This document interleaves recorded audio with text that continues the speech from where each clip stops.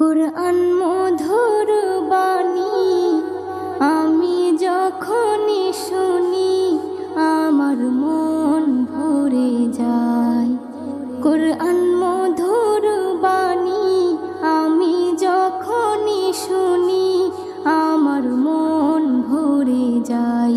শোনো মুমিন মুসলমান, পড়ে দেখো না কুরআন, কত শান্তি পাওয়া যায়। কুরআন